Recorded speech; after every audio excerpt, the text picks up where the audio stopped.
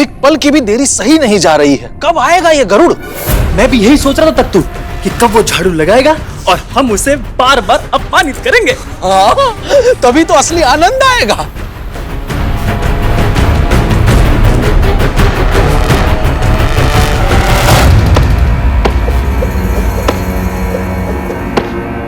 आ गया आ गया आ गया, अब आएगा असली आनंद।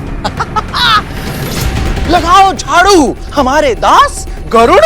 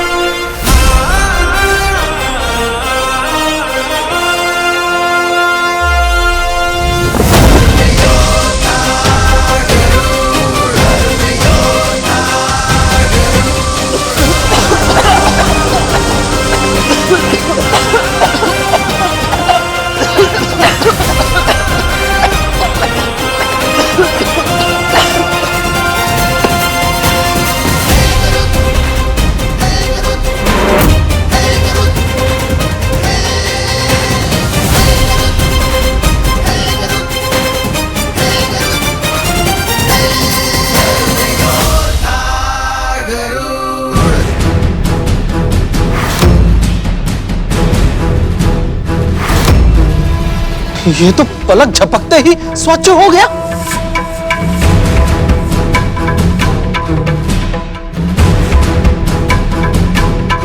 गरुड़ के लिए ये सब कार्य सामान्य है, इसे कोई कठिन कार्य देना होगा।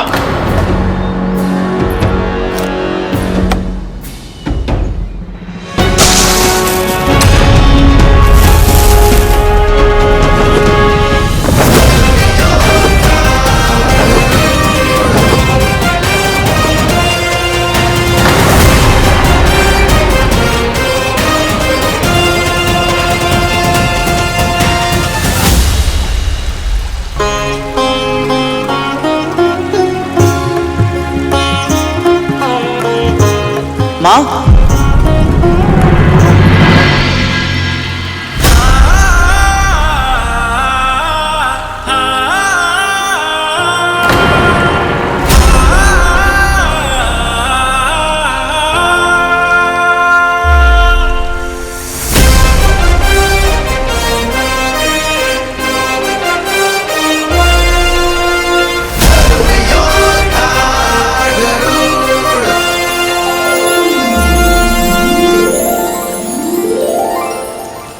कुछ भी कहो, ये गरुड़ है तो कार्य कुशल। हाँ तख्तू, क्षण भर भी बीत नहीं पाता कि ये पहला कार्य समाप्त करके दूसरे कार्य के लिए उपस्थित हो जाता है।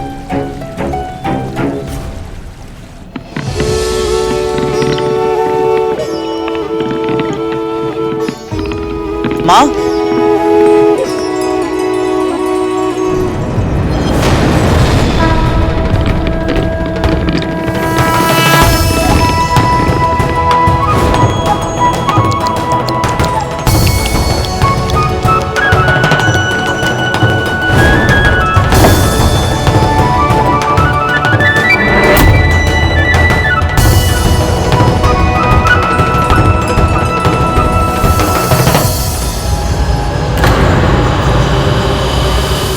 माँ, मैं हूं ना। यहां क्या कर रहा है तू?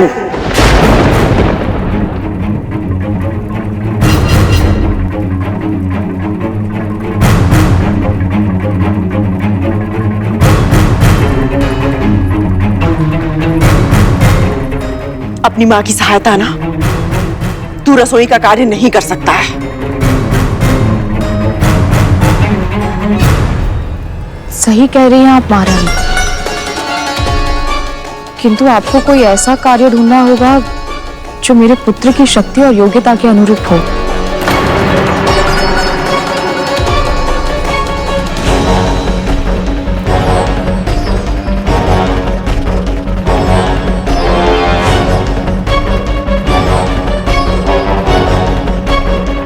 मुझे पूजा करनी है। विंता, तू आरती का थाल सजा और तू मानसरोवर से 1 सहस्त्र 8 नील कमल लेकर आ मेरे लिए। जो आज्ञा महारानी।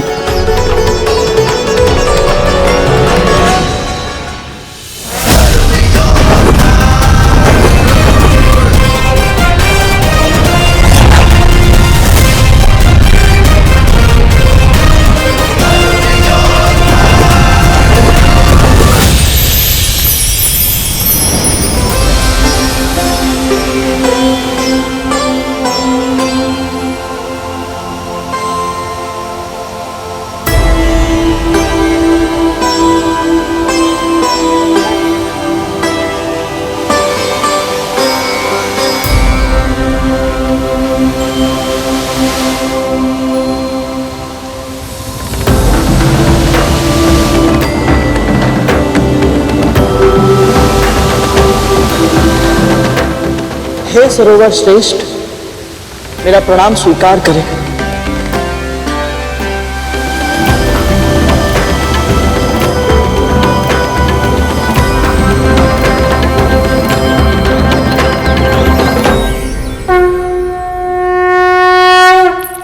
आरती का थाल सजाने में इतना समय है।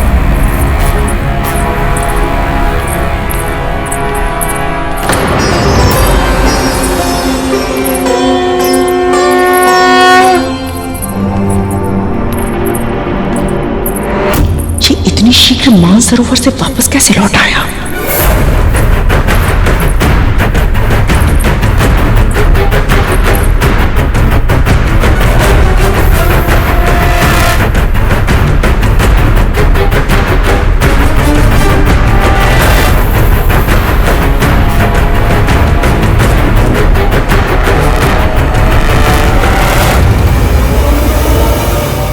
मुझे अभिषेक करने के लिए 7 समुद्रों का जल चाहिए।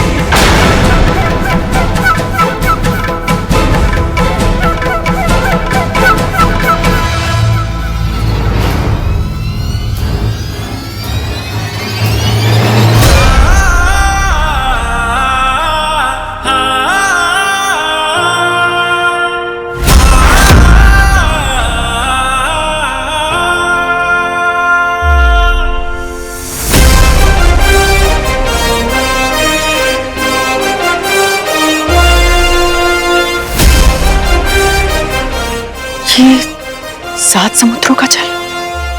जी महारानी, आप कहती हैं ना कि मेरी माँ आपकी सर्वाधिक प्रिय दासी है। आपके आदेश देने से पहले ही वो समझ जाती है कि आपको क्या चाहिए। मैं भी उन्हीं माँ का पुत्र हूं। जब आपने नीलकमल की इच्छा व्यक्त की तो मैं समझ गया कि आपका अगला आदेश क्या होगा।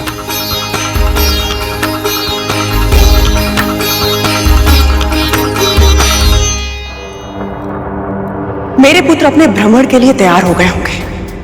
तू जा उनके साथ, उनका अंगरक्षक बन के। उन्हें रक्षा की आवश्यकता है? नहीं, पर मेरे पुत्र वंचित क्यों रहे? सभी शक्तिशाली व्यक्तियों के साथ में उनके अंगरक्षक रहते हैं। शक्तिशाली है तो अंगरक्षक की क्या आवश्यकता है? कैसी विडंबना है।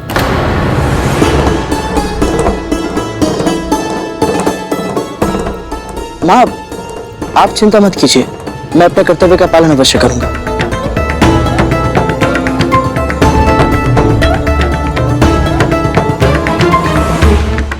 आज्ञा दीजिए।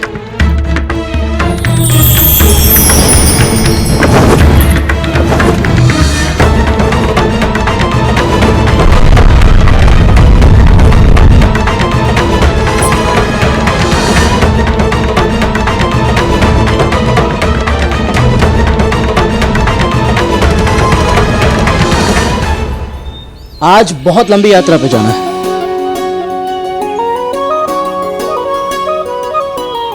आइए, रथ तैयार है। चलिए चलिए।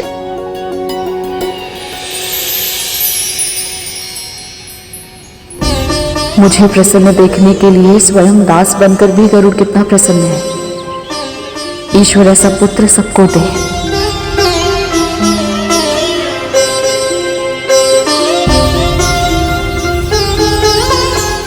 रक्षक भैया, कालिया भैया, आइए आप दोनों भी बैठिए। जब सेवक इतना बलशाली हो तो घोड़ों की क्या आवश्यकता है? आज ये रथ तू चलाएगा गरुड़।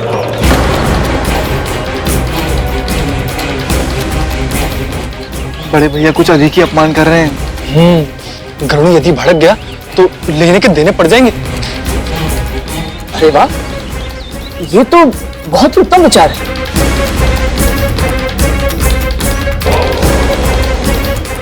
आइए बैठिए।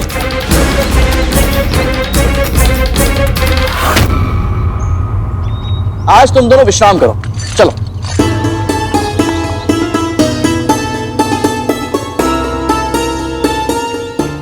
आइए भैया।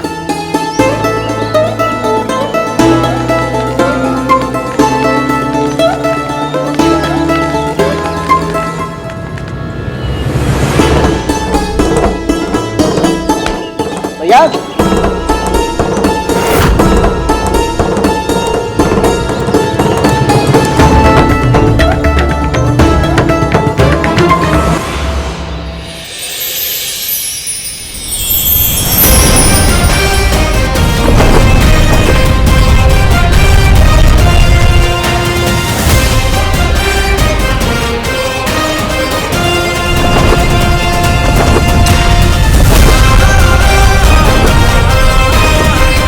अरे संभाल के, ये तो वायु के वेग से तेज चल रहा है।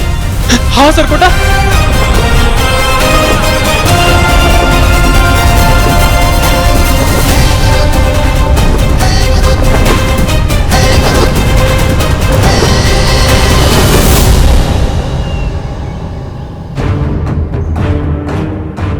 कहाँ लुप्त हो गए ये सब? कहीं ऐसा तो नहीं कि गरुड़ दूर ले जाकर मेरे पुत्रों के साथ कुछ नहीं करेगा वो। मेरा पुत्र मुझसे कितना भी दूर क्यों ना चला जाए, मेरे संस्कार सदैव उसके साथ रहते हैं। आप चिंता मत कीजिए, ना वो अपना दास होने का कर्तव्य भूलेगा, ना भाई होने का, और ना ही पुत्र होने का।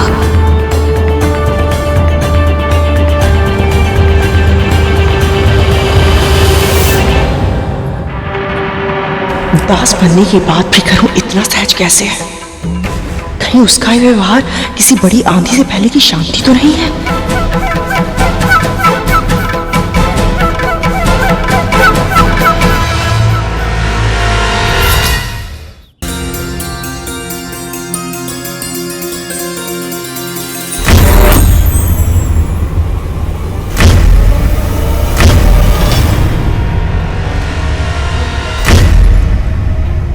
ये क्या हो रहा है?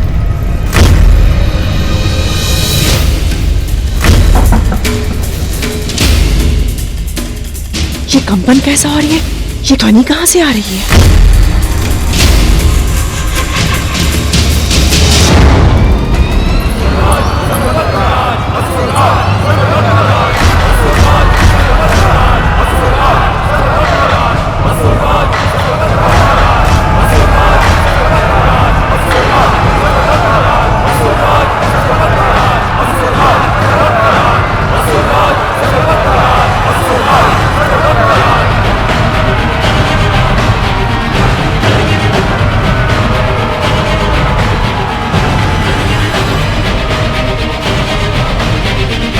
विमाताएं, एक नहीं दो दो विमाताएं।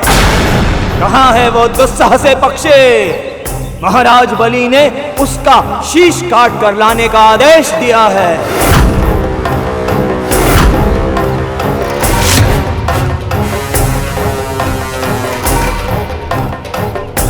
उनके सामने खाली हाथ तो नहीं जा सकता। कहाँ छिपा है वो गरुड़? आ, सामने आ।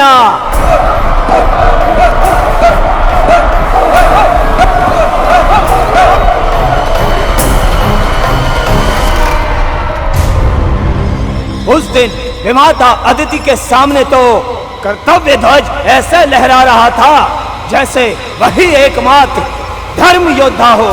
अब कहाँ गया वो साहस? अब क्यों कायरों की भांति महल में छिपकर बैठा है। कहां छिपा है कायरों की तरह? आ मेरे समक्ष, तेरी मृत्यु तेरे सामने खड़ी है।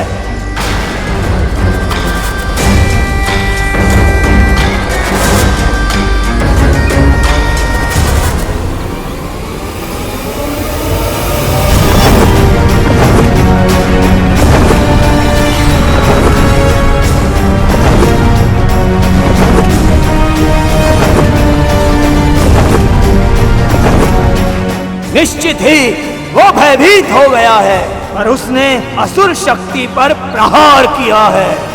उस अपराधी को मेरे समक्ष न लाकर, उसे शरण देकर तुम दोनों भी अपराधी बन गई हो। मैं तुम्हें अंतिम चेतावनी देता हूं, यदि इसी क्षण गरुड़ को मुझे नहीं सौंपा तो मैं तुम्हें भी नहीं छोड़ूंगा।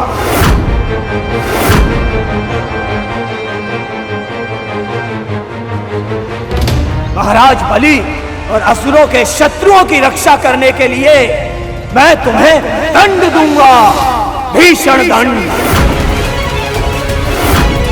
मेरे पुत्र यहाँ होते तो इन असुरों का इतना साहस नहीं होता, पर उनकी अनुपस्थिति में कौन करेगा मेरी रक्षा?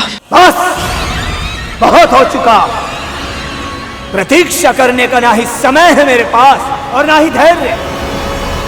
अब उस गरुड़ को उसके घोंसले से बाहर निकालने के लिए मैं स्वयं ही इस महल में प्रवेश करूंगा।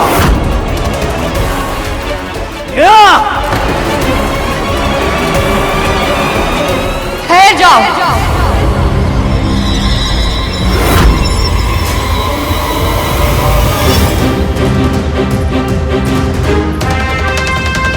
महारानी की आज्ञा के बिना महल के भीतर जाना तो दूर, तुम एक पग भी आगे नहीं रख सकते। यदि बल से प्रवेश करने का प्रयास किया तो पहले तुम्हें मुझे पराजित करना होगा।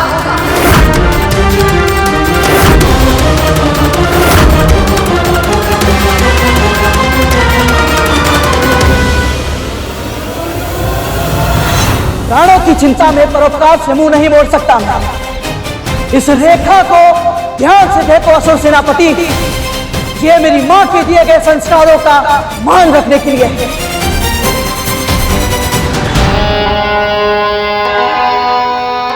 निश्चित ही तू गरुड़ की मां है, वो तेरा ही पुत्र हो सकता है। दोनों मां पुत्र बिल्कुल एक जैसे हो। अपने प्राणों को संकट में डालने से पहले एक बार भी विचार नहीं करते। अद्भुत! यदि अपनी और अपनी महारानी के प्राणों की रक्षा चाहती हो तो बताओ, कहां है वो गरुड़?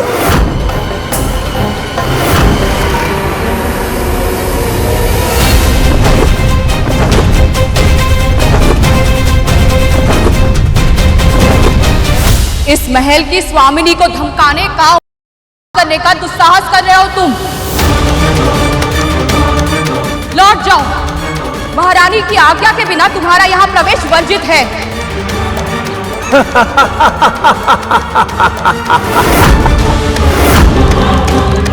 तू और तेरा पुत्र दोनों मानसिक रूप से अक्षम है क्या? गरुड़ हमसे केवल एक बार युद्ध में जीता है और वो भी भूल से, किंतु अब नहीं बचेगा। मुझे लगता है तेरी मति भी भ्रष्ट हो गई है जो मुझे रोकने की धमकी दे रही है। मुझे, राहु को एक बार चारों ओर दृष्टि घुमाकर देख, कितनी विशाल सेना है मेरे साथ।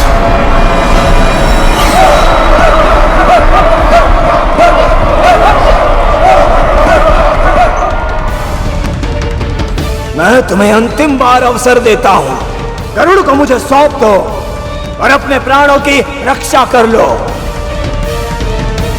अन्यथा मैं तुम्हें दंड दूंगा, प्राण दंड।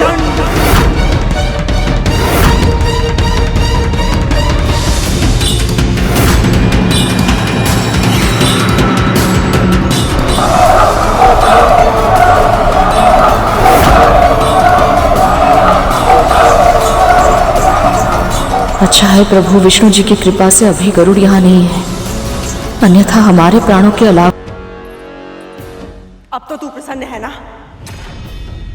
अपने पुत्र को नियंत्रित नहीं कर पाई, इस कारण आज मैं विपत्ति में फंस गई। ये सारा तेरा दोष है विंता।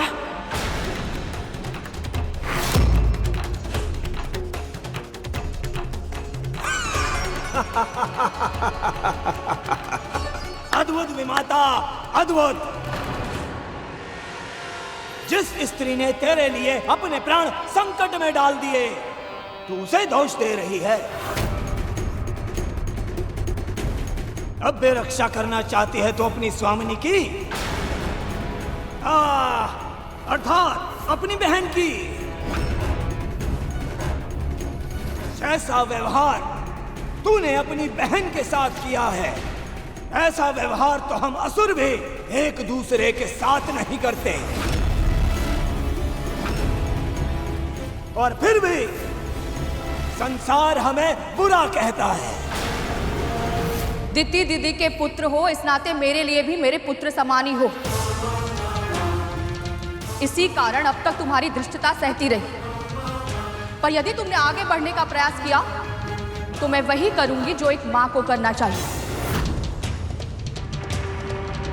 मैं तुम्हें रोकूंगी किसी भी मूल्य पर। बस, बहुत बोल चुके तुम। अब मेरा कथन ध्यान से सुन। यदि तू चाहती है कि मैं तुझ पर और तेरी स्वामिनी पर दया करूं, तो चुपचाप बिना एक भी क्षण गवाए उस गरुड़ को महल से बाहर निकाल। वो यहाँ नहीं है,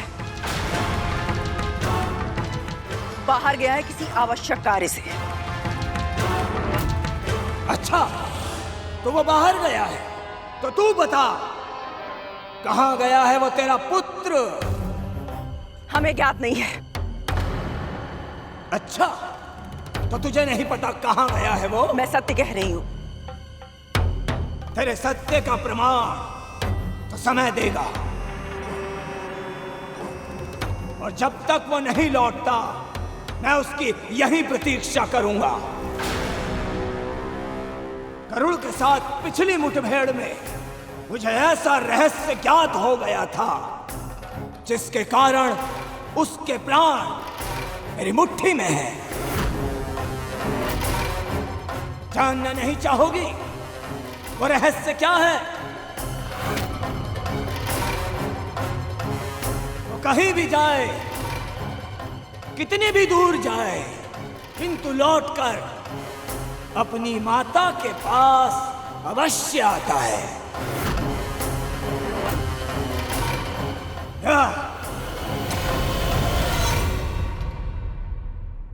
सही कहा तुमने।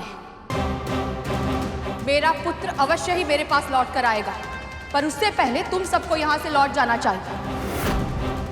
यदि उसने तुम्हें मेरे और महारानी के साथ ऐसा दुर्व्यवहार करते हुए देख लिया तो मैं भी उसके क्रोध से तुम्हें बचा नहीं पाऊंगा। कल्पना करो पुत्र, अपनी विमाता अदिति की रक्षा के लिए यदि वो तुम सबसे अकेले युद्ध कर सकता है तो अपनी माँ की रक्षा के लिए वो क्या नहीं करेगा? उस रक्षा करने के लिए तो उसे यहाँ आना चाहिए ना, पर वो तो यहाँ पर है ही नहीं। जब तक वो लौट कर आएगा तब तक बहुत विलंब हो चुका होगा।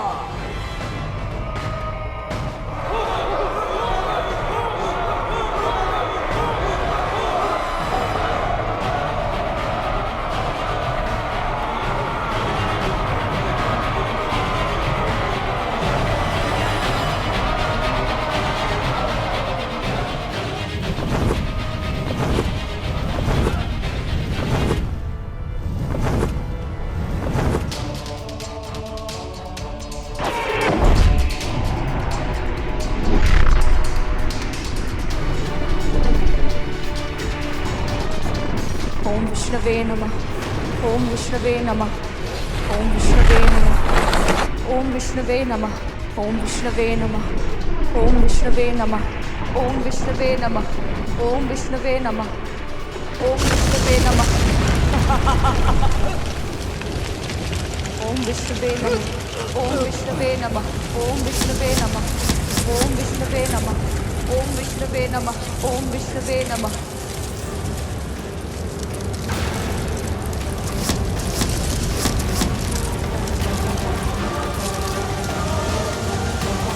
ओम विष्णवे नमः।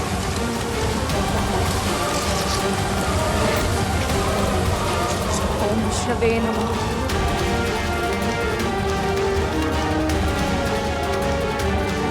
ये बच कैसी गई?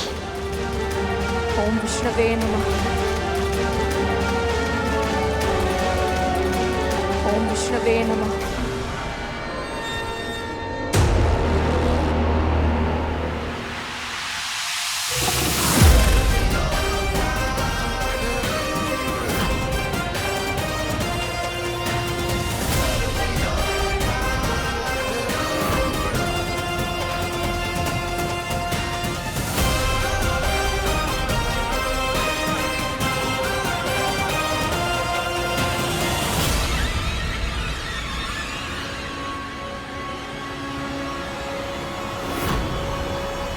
मेरे पुत्र,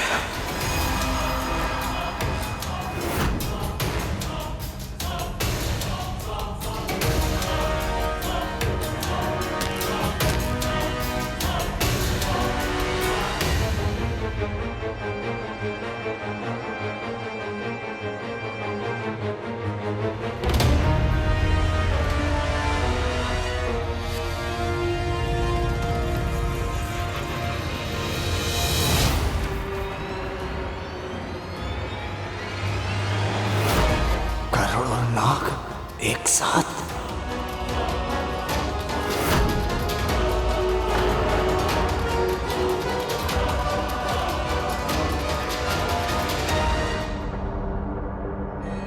हमारी मां को भयभीत करने का दुस्साहस नहीं करना चाहिए था तुझे।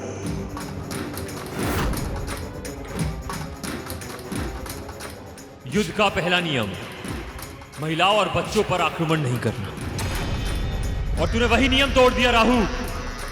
इसका दंड तुझे अवश्य मिलेगा।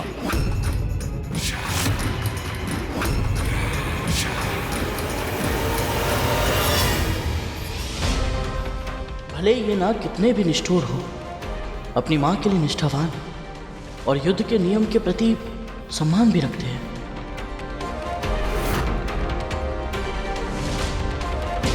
तूने इस महल पर आक्रमण करके बहुत बड़ी भूल की है। वैसे तो तुम्हारी असुरी सेना को पराजित करने के लिए मैं अकेला ही पर्याप्त था, और आज मेरे नाग भाई भी मेरे साथ हैं।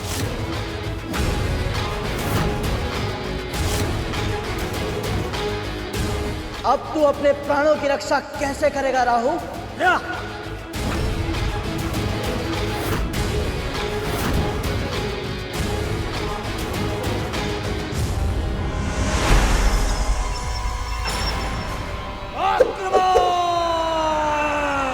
आक्रमण!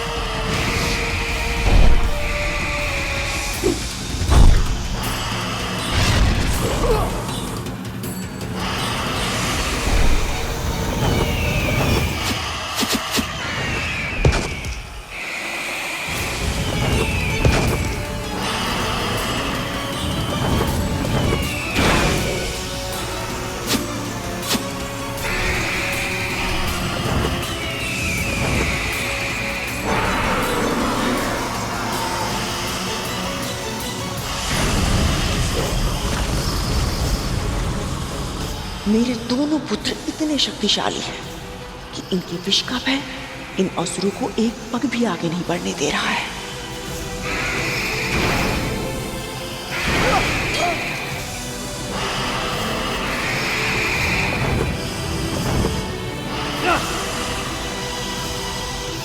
मुझे लगा था विशाल सेना देखकर सब घबरा जाएंगे और गरुड़ को मुझे सौंप देंगे, पर ये सब तो एक साथ मिलकर युद्ध कर रहे हैं।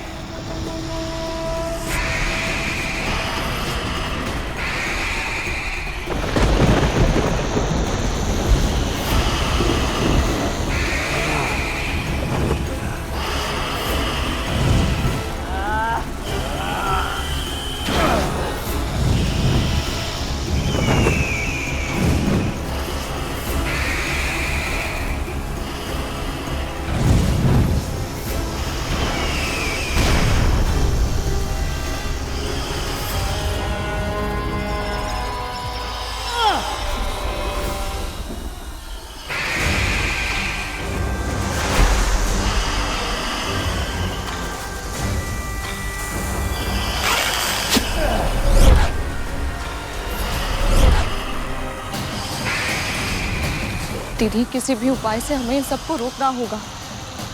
भाइयों का ऐसे एक दूसरे के रक्त का प्यासा हो जाना उचित नहीं है। किसी की भी मृत्यु हो सकती है। यदि ऐसा हुआ तो इसका दोषी तेरा पुत्र होगा। पर इस समय संकट केवल मेरे पुत्र पर नहीं है, आपके पुत्रों पर भी है और दीदी दीदी के पुत्रों पर भी। असुरों से शत्रुता करने में कोई समझदारी नहीं है दीदी। देवताओं और दानवों के मध्य युद्ध के कारण पहले ही भीषण विध्वंस हो चुका है। एक और युद्ध विनाशकारी सिद्ध होगा।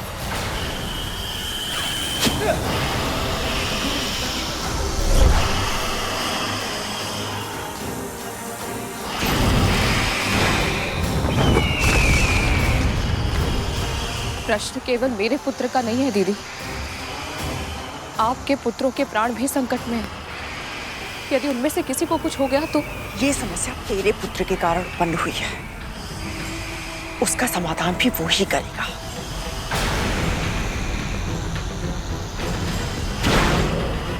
दीदी, क्या कर रही हैं आप?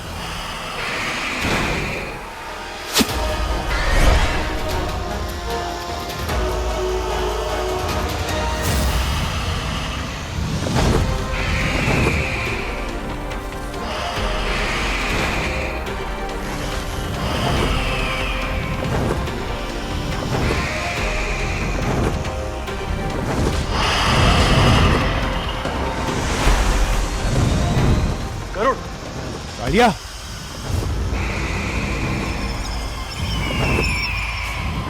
गरुड़ दास है हमारा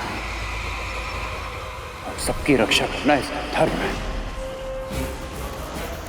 पर इसकी रक्षा करना हमारे लिए आवश्यक नहीं।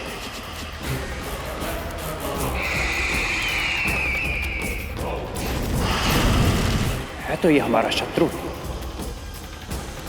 यदि एक शत्रु दूसरे शत्रु को समाप्त कर देता है तो उससे उत्तम हमारे लिए और क्या होगा?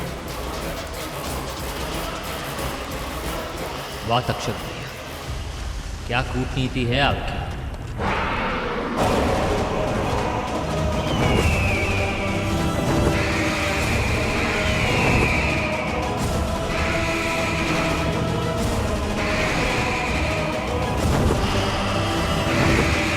रुक जाओ।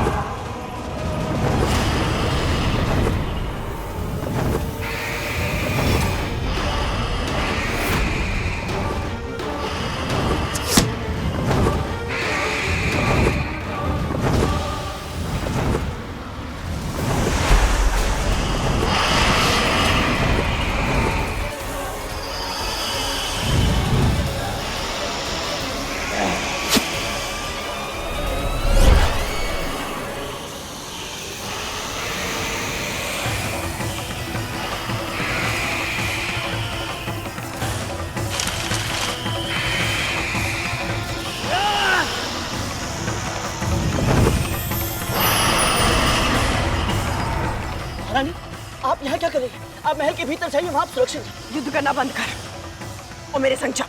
और कहाँ? प्रश्न पूछने का अधिकार तुझे नहीं है गरुड़, मेरे साथ चल। ऐसे युद्ध के मध्य अपनी माँ को छोड़कर कैसे जा सकता हूँ मैं? तेरी माँ मेरी बहन भी है, उसे कुछ नहीं होगा। मेरी अनुपस्थिति में मेरे पुत्र उसकी रक्षा करेंगे।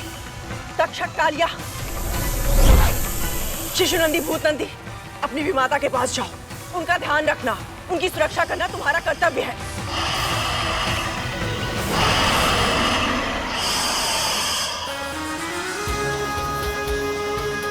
मेरी आज्ञा ना मानकर तू मेरी नहीं, अपनी माँ के संस्कारों की भी अवहेलना करेगा। भूल मत, मन से, वचन से, कर्म से भी तूने मेरे आदेशों का पालन करने का वचन दिया है मुझे।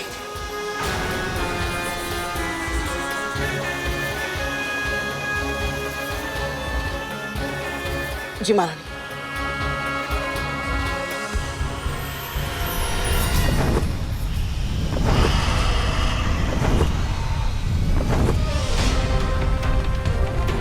ये कहाँ गया?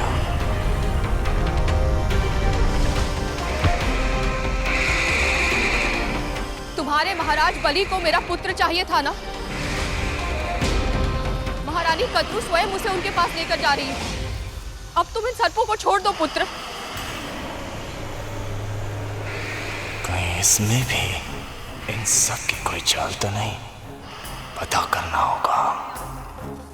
इतनी आसानी से नहीं, कभी नहीं।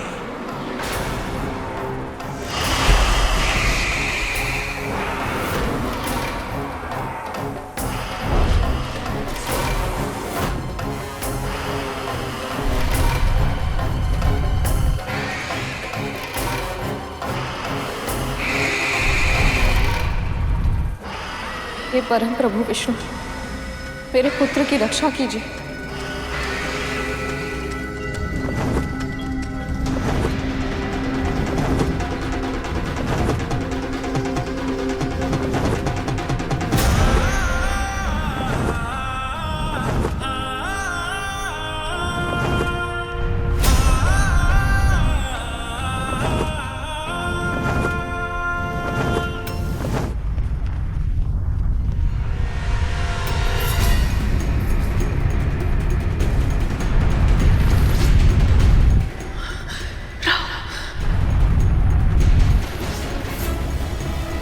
महारानी, आप मुझे कस के पकड़ लीजिए।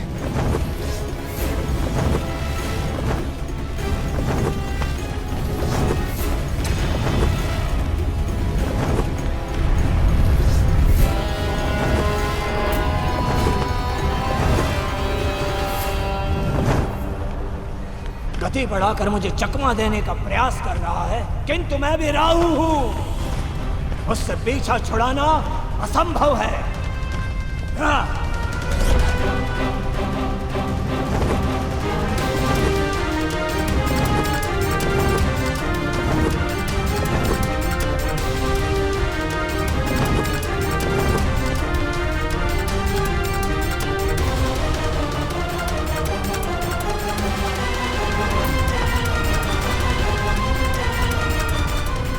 ये कहाँ गया?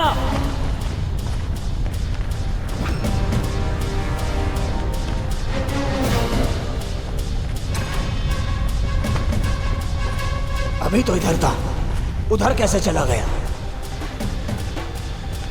ये हुई ना बात।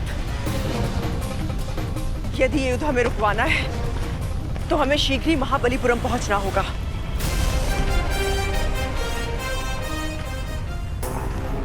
लगता है इसे अपनी मृत्यु की कामना कुछ अधिक ही है, तभी तो स्वयं को मृत्यु के मुख में ले जा रहा है ये।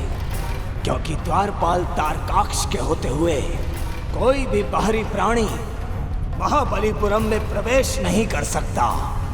और यदि कोई ऐसा करने का प्रयास करता है तो वो जीवित नहीं रह सकता।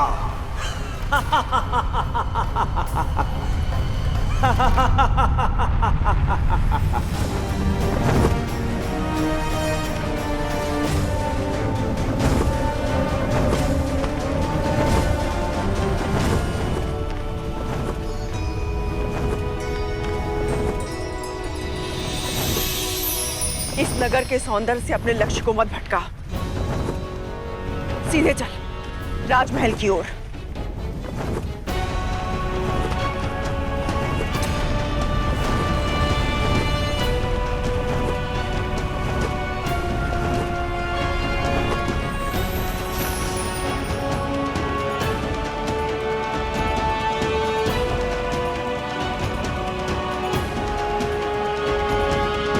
उड़ान भी ऊंची बढ़ता है, गति पर भी नियंत्रण है और भूमि पर भी इतनी कुशलता से उतरता है।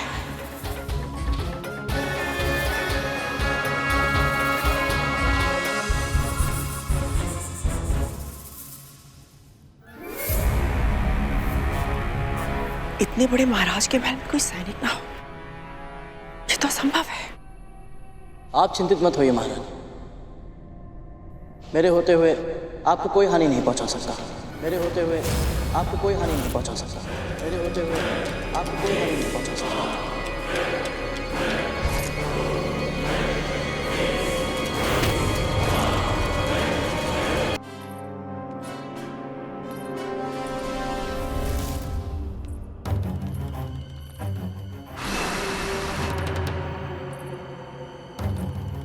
कितनी विचित्र शीत है।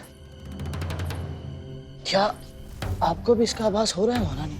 मुझे पता है तू पंछी है, वायु शीत है या उष्ण इसका अनुभव करने का अभ्यास है तुझे, किंतु अभी समय नहीं है। शीघ्र चल, इससे पहले कि हमारी उपस्थिति का किसी को आभास हो जाए। एक क्षण महारानी, कुछ तो असामान्य है।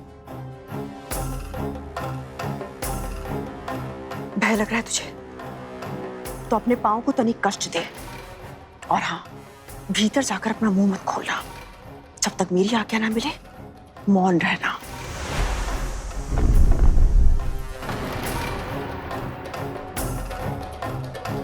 क्या हुआ?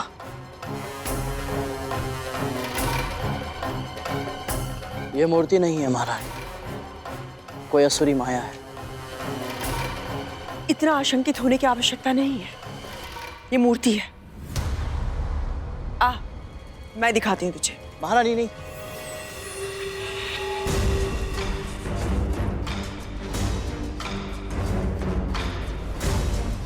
महारानी रुकिए।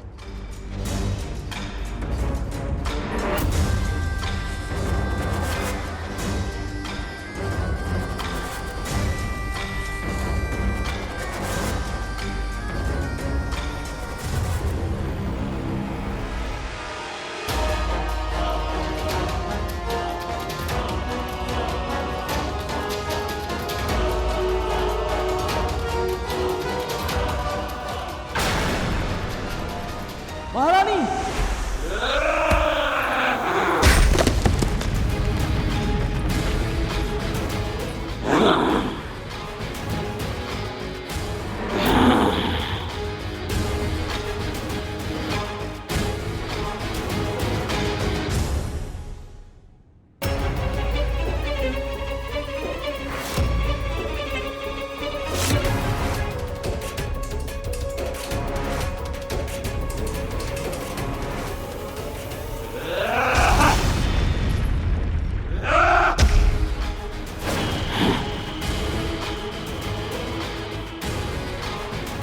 जिसके प्रहार से महाबलीपुरम की भूमि भी फट गई, उस भीषण असुर का वार ऐसे सह गया ये, जैसे किसी ने फूल मारा हो।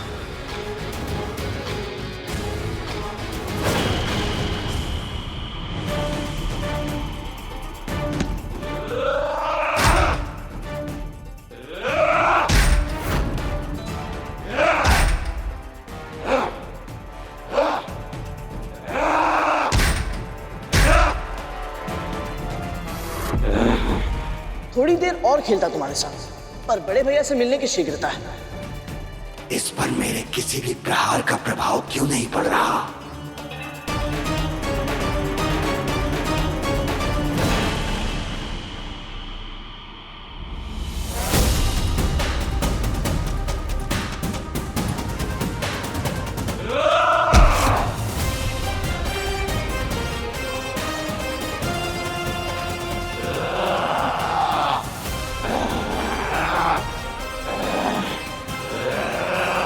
मेरी विमाता पर प्रहार करने का तो साहस दोबारा मत करना।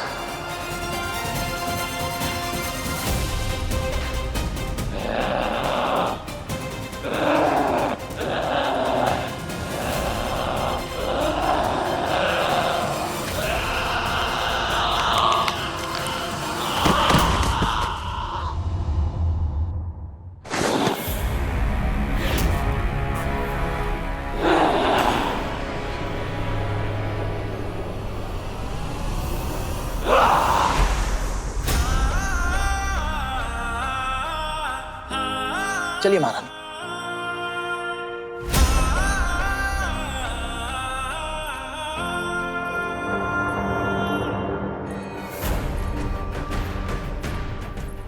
करुण ने द्वारकाक्ष को पराजित कर दिया। असंभव।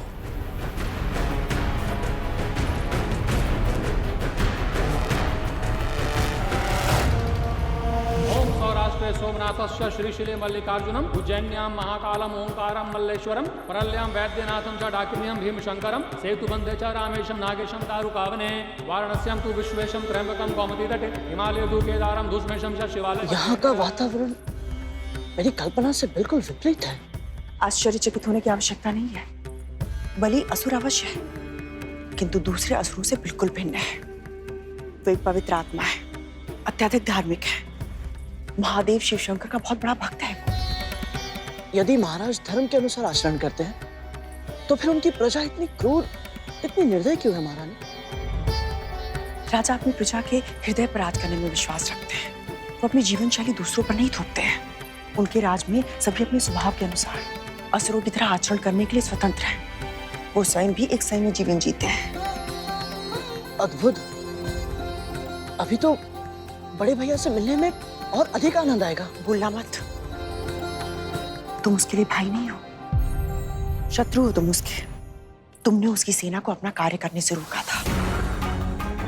उसके कुछ असुरों का वध भी किया था तुमने।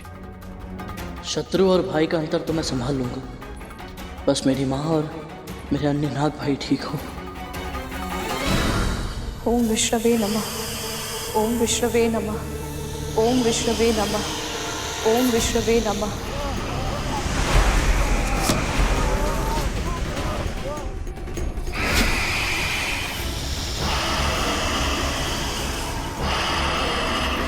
ओम विष्णवे नमः।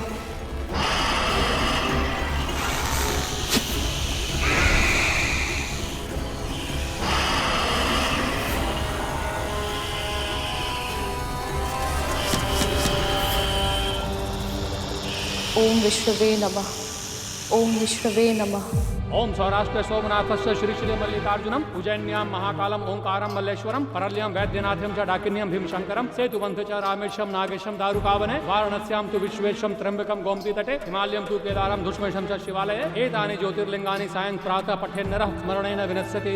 ओम त्र्यंबकं यजामहे सुगन्धिं पुष्टिवर्धनम् उर्वारुकमिव बन्धनान् मृत्योर्मुक्तिरम्।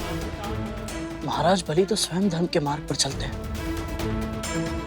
तो फिर इन्होंने अदिति माँ की तपस्या भंग करने का प्रयास क्यों किया? सभी पुत्र मेरे शेषनाग और वासुकी के जैसे नहीं होते हैं, जो धर्म और अपनी माँ की इच्छाओं में से किसी एक को चुने। बलि के लिए जितना महत्वपूर्ण उसका धर्म है, उतनी ही महत्वपूर्ण उसकी माँ की इच्छाएं भी है। उसने वही किया जो मेरी बहन दीदी चाहती थी। वो राजा अवश्य है, किंतु सत्ता की कुंजी उसकी माँ के हाथों में है। इसलिए यदि हमें युद्ध रोकना है तो बलि से अधिक उसकी माँ को मनाना होगा।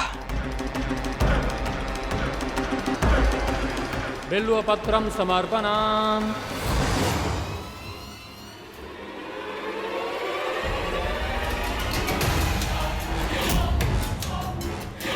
गरुड़ और कतरू यहाँ?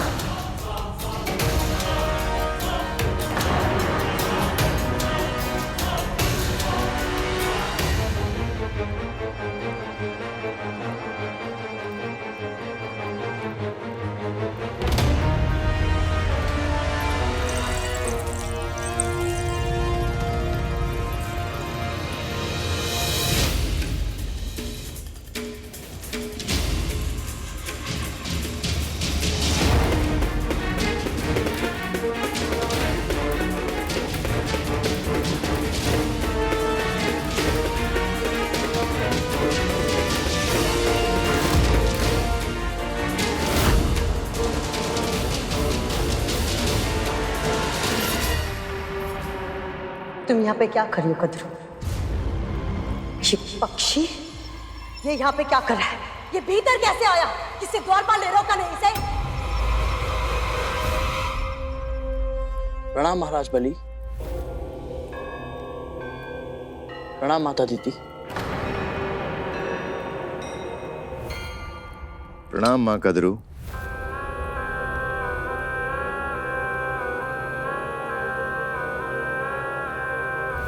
कद्रू, बिना बुलाए आने का क्या अर्थ होता है? बिना बुलाए तो सेना तुमने भी भेज दी थी मेरे महल में। तुम्हें क्या लगता था कद्रू? ये पक्षी ये असुरों के साथ युद्ध करेगा, उनका वध करेगा और हम इसे इसके अपराधों का दंड भी नहीं देंगे? क्षमा कीजिए राजमाता, यदि आपको दंड देना ही था तो केवल मुझे दंड देती।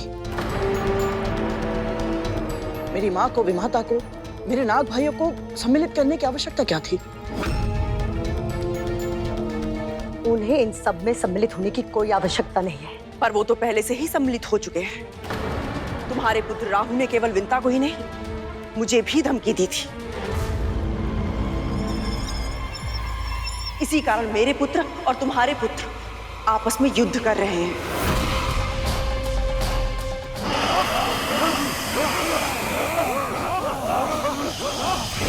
ओम विष्णवे नमः, ओम विष्णवे नमः, ओम विष्णवे नमः, ओम विष्णवे नमः। इन्होंने और इनकी बहन ने मुझे उकसाया था महाराज। ये दोनों इस पक्षी की सहायता कर रही थी।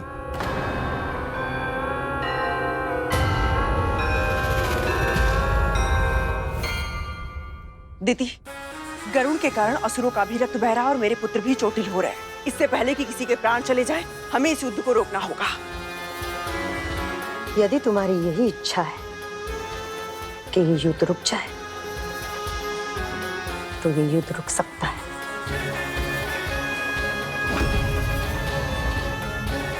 अच्छा किया तो इस पक्षी को हमारे पास लेकर आ गई। अब इसे हमें सौंप दो।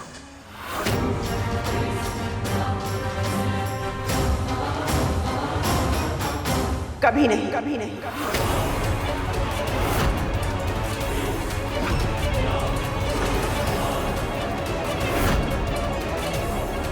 नहीं। बड़ी माँ मेरी रक्षा करने का प्रयास कर रही है, पर क्यों?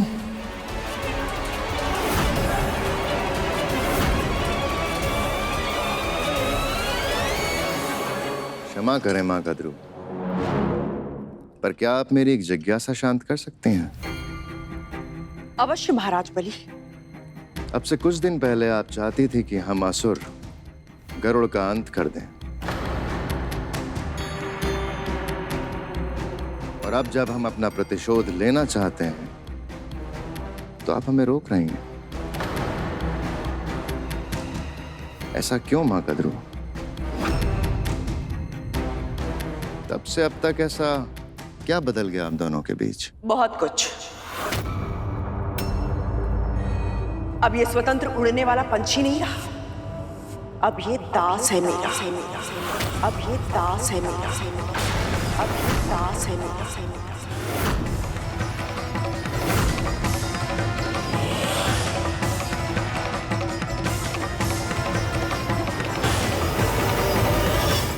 दास? ये पक्षी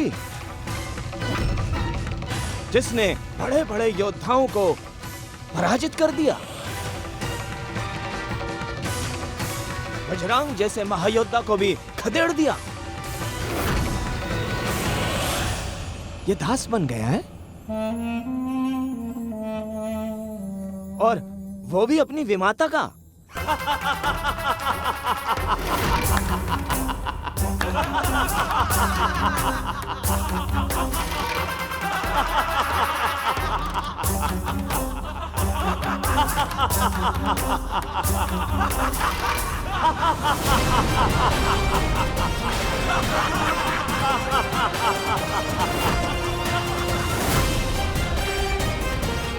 मुझे धैर्य दीजिए माँ।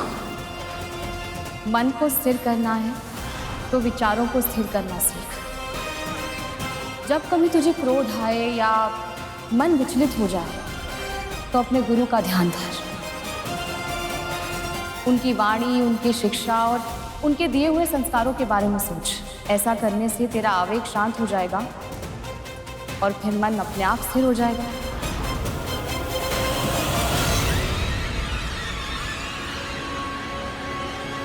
कद्रू में कैसे विश्वास कर लूं कि तुम जो कह रही हो वो सत्य है? ये वही गरुड़ है जो अदिति को संकट में देखकर अपना स्थान छोड़ने के लिए तैयार नहीं हुआ था।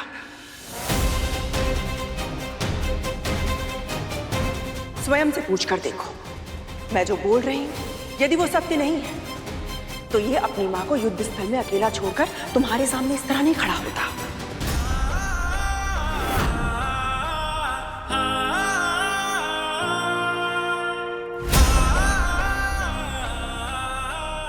ये केवल मेरे आदेश पर यहां पर आया है, क्योंकि इसकी मां और स्वयं भी मेरे हाथों की कठपुतलियां हैं।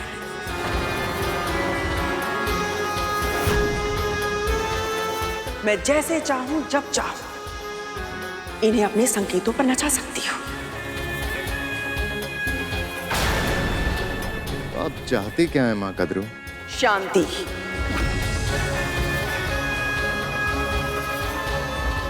यदि यह युद्ध इसी तरह चलता रहा तो आपके असुर भी घायल होंगे और मेरे पुत्र भी।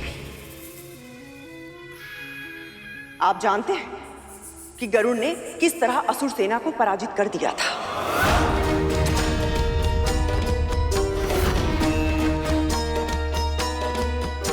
किंतु अब मेरे शक्तिशाली पुत्र भी इस युद्ध का भाग बन चुके हैं और इस युद्ध का परिणाम केवल और केवल विध्वंस लाएगा महाराज।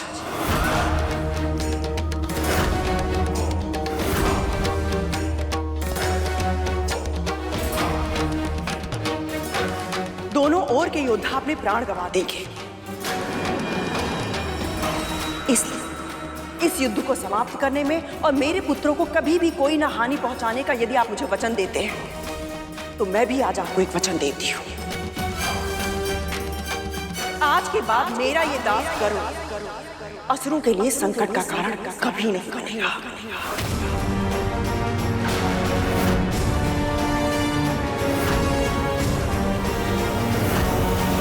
रानी, आप कैसे ये वचन दे सकते हैं?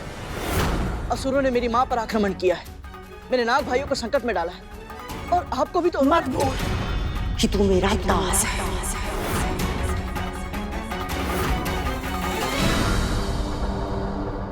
और जब तक दासों को आज्ञा नहीं दी जाए वो बीच में ही बोलते हैं।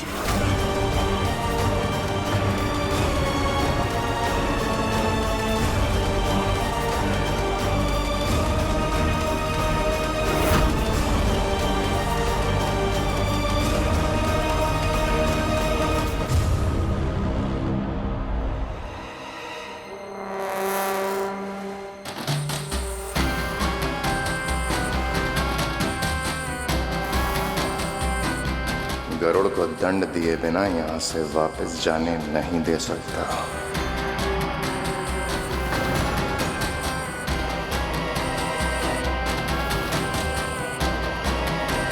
तो क्या निर्णय लिया आप दोनों ने?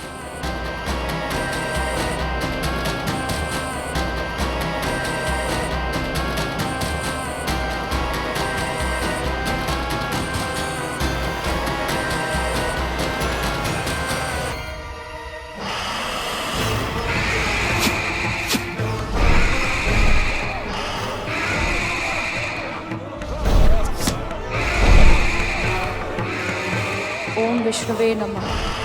ओम विष्णुवे नमः। हमें आपके निर्णय की प्रतीक्षा है महाराज बलि।